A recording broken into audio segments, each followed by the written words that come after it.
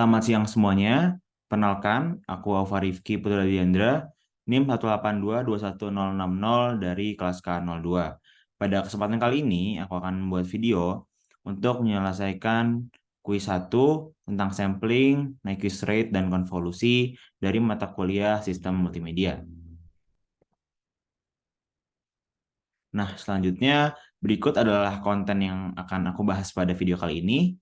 Yang pertama ada sinyal, yang kedua konversi sinyal, yang ketiga ada tentang sampling, yang keempat ada tentang konvolusi, dan yang kelima adalah tentang Nyquist rate theorem. Nah, sebelum kita masuk lebih dalam, aku akan menjelaskan sedikit tentang sinyal.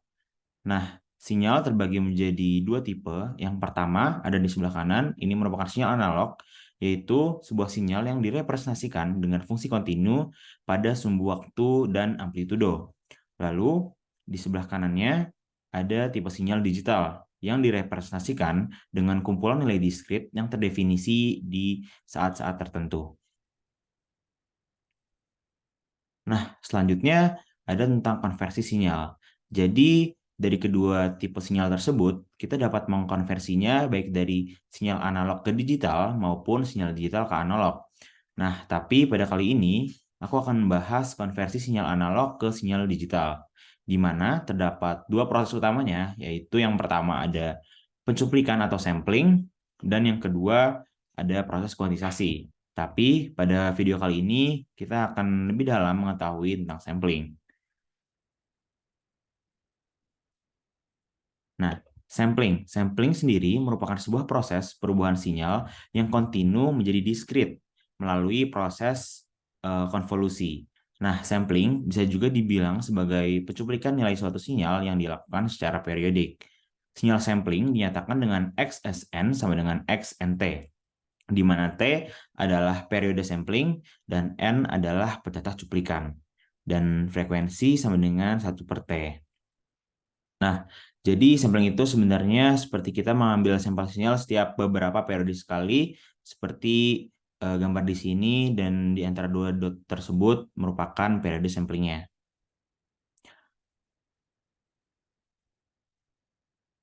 Lalu selanjutnya ada konvolusi. Sebenarnya konvolusi ini merupakan sebuah operasi yang digunakan ketika kita melakukan sampling. Jadi konvolusi itu adalah proses untuk menghasilkan fungsi yang menyatakan tumpang tindih dari dua fungsi. Dalam konteks sampling, kita menggabungkan antara sinyal asli atau fungsi asli dengan sinyal samplingnya atau biasa disebut dengan sampler.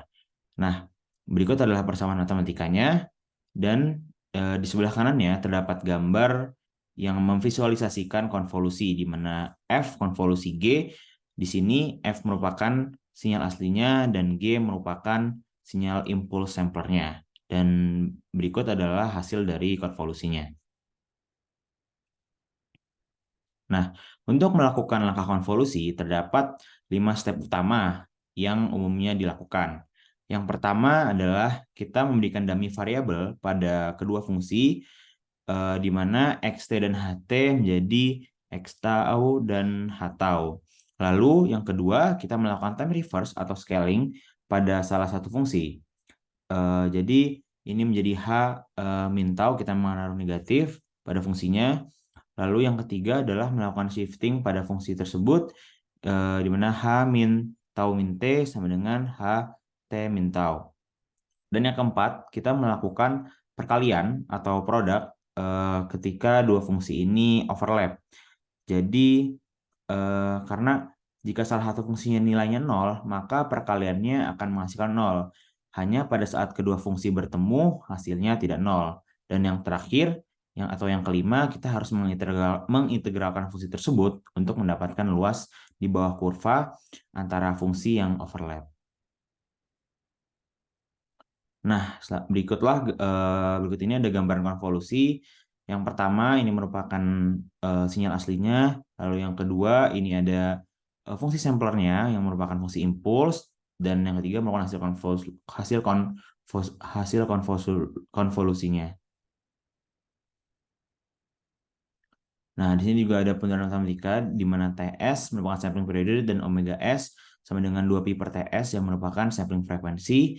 Dan ketika kita melakukan Fourier transform, di mana ST menjadi S omega, ketika diturunkan menjadi S omega 1/T dan deretan-deretan yang akan menghasilkan grafik-grafik tertentu. Nah, selanjutnya terdapat sebuah teorem yang mendukung proses sampling tersebut yang dicetuskan oleh Harry Nyquist. Jadi bunyi teoremanya adalah the minimum sampling frequency of a signal that it will not distort its underlying information should be double the frequency of its highest frequency component. Jadi maksud teorema ini adalah frekuensi sampling itu harus minimum 2 kali lebih besar dari frekuensi maksimum sinyal yang disampling. Karena jika frekuensi samplingnya lebih kecil, maka dapat menghasilkan distorsi atau yang biasa disebut dengan aliasing. Nah, aliasing sendiri itu merupakan istilah untuk menjelaskan munculnya sinyal lain akibat proses digital dan dapat ditemukan pada domain spasial dan temporal. Hal ini biasanya terjadi pada saat mengubah sinyal digital menjadi sinyal analog atau biasa disebut dengan ketika interpolasi. Lalu kita juga dapat mengetahui peristiwa aliasing ini ketika kita mendengar ada sinyal lain. Jadi suaranya itu tidak sempurna. Hal ini mungkin disebabkan karena akibat sampling rate yang kurang. Nah, berikut adalah contoh dari aliasing. Mungkin dari yang pertama, dari sebelah kiri, ini merupakan contoh yang mengalami aliasing, di mana frekuensi sinyal sebesar 10 Hz dan sampling frekuensinya sebesar 14 Hz.